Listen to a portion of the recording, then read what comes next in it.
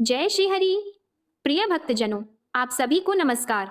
आज हम सुनने जा रहे हैं उत्पन्ना एकादशी की अद्भुत और पवित्र कथा, जो कार्तिक मास के कृष्ण पक्ष की एकादशी तिथि को आती है।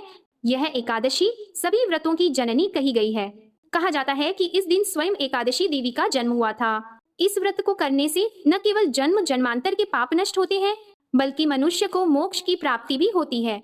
उत्पन्ना एकादशी की कथा एक समय की बात है, जब ब्रह्मांड की सृष्टि हो चुकी थी। तब असुरों का अत्याचार बढ़ता जा रहा था। उनमें सबसे बलवान असुर था मुर नामक दैत्य। उसने अपने बल से इंद्र, वरुण, अग्नि, यम और अन्य देवताओं को परास्त कर दिया था। सभी देवता भयभीत होकर भगवान विष्णु की शरण में गए। भगवान विष्णु ने कहा, देवताओं, चिंता मत करो, मैं स्वयं इस अधर्म का अंत करूंगा। ऐसा कहकर वे मुरासुर से युद्ध करने लगे।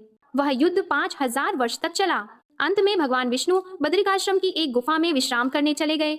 उसी समय जब भगवान विश्राम कर रहे थे, मुरासुर ने सोचा, अब तो मैं इन्हें मार दूंगा। वह तलवार लेकर भगवान विष्णु की ओर बढ़ा के तभी अचानक भगवान के शरीर से एक दिव्य कन्या प्रकट हुई। उसका तेज इतना प्रचंड था कि मुरासुर उसकी चमक से ही अंधा हो गया। उस कन्या ने पल भर में उस दैत्य का संहार कर दिया। जब भगवान विष्णु की आंख खुली तो उन्होंने उस देवी से कहा, तुमने मेरे शत्रु का अंत किया है।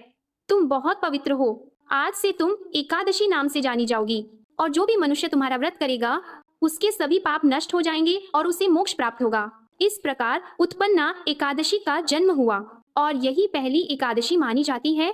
भगवान विष्णु ने स्वयं कहा, हे देवी, तुम सब व्रतों में श्रेष्ठ हो और तुम्हारा व्रत करने वाला भक्त मेरे परम धाम को प्राप्त करेगा। व्रत विधि: इस दिन प्रातः स्नान करके भगवान विष्णु की पूजा करें। पीले वस्त्र, तुलसी दल, दीप और नैवेद्य अर्पित करें। पूरे दिन व्रत रखें और रात्रि में विष्णु सहस्त्र नाम या गोविंद नाम का जाप करें। अगले दिन द्वादशी को ब्राह्मण या जरूरतमंद को दान देकर व्रत पूर्ण करें। महत्व: उत्पन्ना एकादशी करने से व्यक्ति के जीवन के सभी संकट दूर होते हैं, मन को शांति और शरीर को बल प्राप्त होता है। कहा जाता है कि जिसने इस एकादशी का व्रत किया वह पुनर्जन्म के बंधन से मुक्त होकर भगवान विष्णु के लोक में जाता है। तो भक्तों, इस उत्पन्ना एकादशी पर आप सभी भगवान विष्णु और एकादशी देवी की आराधना करें। जो व्यक्ति श्रद्धा और भक्ति से इस कथा को सुनता है उसे अखंड पुण्य की प्राप्ति होती है। जय श्री हरि, जय एकादशी माता।